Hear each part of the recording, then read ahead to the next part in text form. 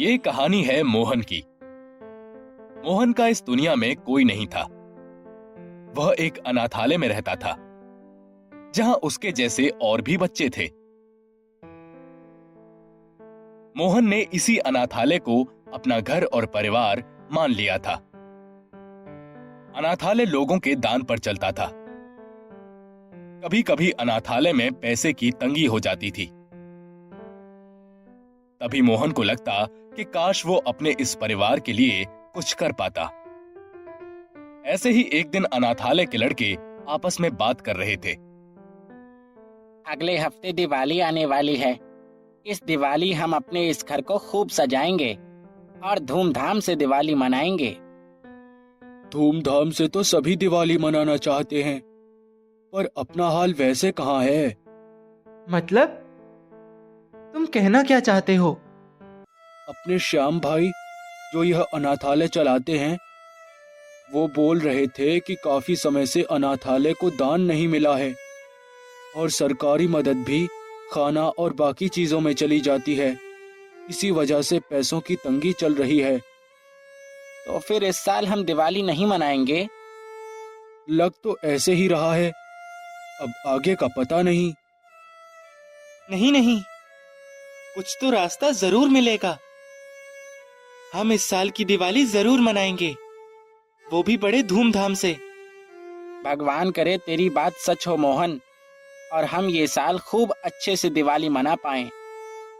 हाँ, अभी तो भगवान पे ही भरोसा रखना पड़ेगा। हम अभी तक इतने बड़े नहीं हुए हैं कि पैसे कमाकर अपने इस परिवार की मदद कर सकें। तुम लोग निराश ना हो, हम सभी एक दिन कामयाब होंगे और अपने इस परिवार की खूब मदद करेंगे। उस रात मोहन को नींद नहीं आ रही थी। रह रहकर बच्चों के दुखी चेहरे उसे नजर आ रहे थे। सारी रात मोहन सिर्फ करवटें बदलता रहा। सुबह उठकर मोहन श्याम भाई के पास उनके ऑफिस चला गया। श्याम भाई, गुड मॉर्निंग। अरे मोहन, गुड मॉर्निंग। आज सुबह सुबह ही हमें दर्शन देने चले आए, कुछ खास बात? श्याम भाई, मुझे आपसे एक जरूरी बात करनी थी। हाँ मोहन, बोलो। श्याम भाई, मुझे कुछ काम मिल सकता है क्या? काम? कैसा काम? कैसा भी काम चलेगा, मैं कोई भी काम कर लूंगा। और तुम्हें काम करने की नौबत क्यों आ गई? तुम तो अभी पढ़ रहे हो ना? तुम्हें पैसों की जरूरत है क्या? मुझे नहीं, पर अपने इस अनाथालय के परिवार को तो है ही ना। मतलब?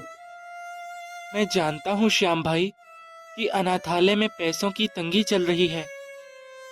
अगर आप मुझे कोई काम ढूंढ कर दें तो मैं पढ़ाई के साथ साथ वो काम भी कर लूंगा, ताकि उन पैसों से अपने अनाथालय को थोड़ी मदद भी हो जाएगी।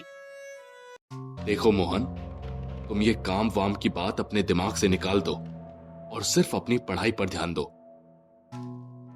माना कि अनाथालय में पैसों की तंगी है, मगर इतने भी बुरे दिन नहीं आए हैं कि मैं अपने बच्चों से काम करवाकर इस अनाथालय को चलाऊं। पर श्याम भाई। वर कुछ नहीं, जाओ अपने कमरे में और पढ़ाई करो। मोहन हताश होकर वहां से चला जाता है। मोहन के मन में अभी भी वही बातें घूम रही थीं। मोहन गुमसुम सा अपने कमरे में बैठा था कि तभी वहां दो लड़के आते हैं। अरे मोहन, क्या हुआ? इतने गुमसुम से बैठे हो? कुछ नहीं यार, बस यूं ही। तुम लोग गए नहीं खेलने? और वो राहुल अपना बैट यहाँ लेकर आने से मना कर रहा है। अरे वो यहाँ नहीं आ रहा, पर तुम तो उसके यहाँ खेलने जा सकते हो ना। अरे हाँ, ये तो हमने सोचा ही नहीं। चलो फिर हम चलते हैं, तुमसे बाद में मिलेंगे। इतना कहकर वह लड़के वहां से चले जाते हैं। मोहन अपने समस्या में उलझा रहता है कि तभी उसके मन में एक ख्याल आता है। अगर लोग अनाथालय में दान देने नहीं आ रहे हैं तो मैं लोगों के पास जाकर दान तो मांग सकता हूं ना। मोहन जल्दी से उठ खड़ा हुआ और अपने अनाथालय के प्रमाण पत्रों की फोटो लेकर चल पड़ा। बाहर जाकर मोहन ने सभी लोगों से दान देने का अनुरोध किया। बहुत से लोगों ने मना कर दिया, पर कुछ लोगों ने दान दे दिया। मोहन सुबह से लोगों से दान मांगता फिर रहा था और अब शाम होने को आई थी। मोहन पूरे दिन दान जमा कर रहा था, फिर भी केवल 2-3 हजार ही जुटा पाया था। हताश होकर मोहन एक जगह बैठ जाता है कि तभी उसके पास एक आदमी आकर उसके बगल में बैठ जाता है। वैसे तो वह आदमी बुजुर्ग था, पर चेहरे पे अभी भी जवानी का तेज था। उसके हाथ में एक थैला भी था। क्या हुआ बेटा, बड़े उदास नजर आ रहे हो? सुबह से एक काम में लगा हूं, पर उस काम से भी कोई फायदा नहीं हुआ। मैं भी सुबह से यह पटाखे बेचने की कोशिश कर रहा हूं, पर अभी तक बेच नहीं पाया। कोई नहीं, जल्दी ही आपके सारे पटाखे बिक जाएंगे। क्या तुम ये पटाखे लेना चाहोगे? मैं लेके क्या करूं? वैसे ही मैं पैसे जुटाने की कोशिश कर रहा हूं, और ऊपर से यह खर्चा। चाचा, मुझे माफ करना, पर मैं ये पटाखे नहीं खरीद सकता हूं। खर्चा? मैंने कब कहा कि तुम्हें ये पैसे देकर लेना है? मैं तो तुम्हें ये पटाखे का थैला मुफ्त में दे रहा हूं। मुफ्त में? मगर क्यों? सुबह से हम दोनों के काम पूरे नहीं हुए। अब मैं इन पटाखों को घर ले जाकर क्या करूंगा? शायद इन पटाखों से तुम्हारा काम बन जाए। मगर ऐसे कैसे मैं ये पटाखे ले लूं? मोहन के ना कहने के बाद भी उस आदमी ने वह पटाखे मोहन को दे दिए और एक प्यारी सी मुस्कान देकर वहां से चला गया। मोहन को यह थोड़ा अजीब लगा। वह थैला लेकर अनाथालय आया और अपने कमरे के एक कोने में उसे रख देता है। फिर अगले दिन मोहन के कमरे में एक लड़का आता है और उस पटाखे के थैले को देखकर बोलता है, इस थैले में क्या है? अरे, उसमें कुछ पटाखे हैं जो एक आदमी ने मुझे कल दिए थे। क्या मैं इसमें से एक पटाखा ले सकता हूँ? हाँ हाँ, क्यों नहीं, ले लो। मोहन उस थैले में झांक कर देखता है तो उसमें सब पटाखों का एक एक ही पैकेट होता है। वह एक फुलझड़ी का पैकेट निकालकर लड़के को देता है। लड़का उस फुलझड़ी को लेकर अनाथालय के बाहर जाता है और कुछ लड़कों को बांटकर उसे जलाने लगता है। फुलझड़ी से भिन्न प्रकार के रंग निकलते हैं, जिन्हें देखकर सभी खुश हो जाते हैं। कुछ देर बाद दूसरा लड़का मोहन के पास आता है। मोहन, मैंने सुना है कि तुम्हारे पास पटाखे हैं। क्या मुझे उसमें से एक फुलझड़ी का पैकेट दे सकते हो जो तुमने पहले दिया था? पर थैले में तो उस फुलझड़ी का बस एक ही पैकेट था। तुम चाहो तो दूसरा कोई पटाखा ले सकते हो।